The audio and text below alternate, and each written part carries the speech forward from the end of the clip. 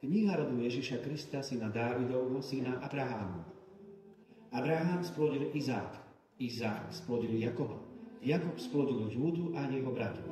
Júda splodil Fáresa, Zárus Táma.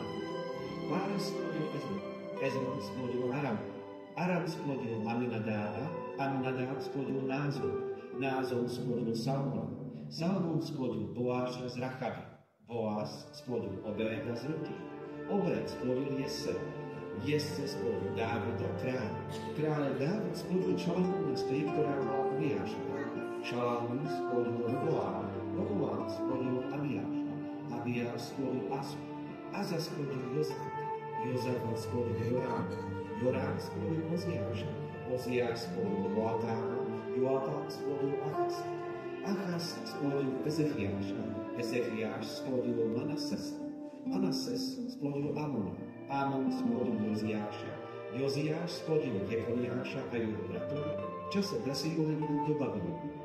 A po presídlení do Babylona splodil Jekoniáš Salatiela.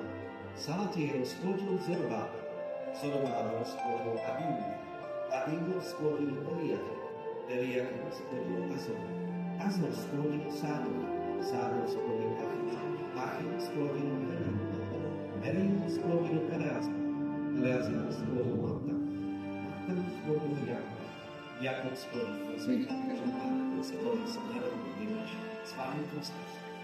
A tak všetkým tomu bolo pohrávať, bolo do Dimáš. A potom to presídlení do Babylona, hodou 14, presídlení do Babylona máš popísané, hodou 14.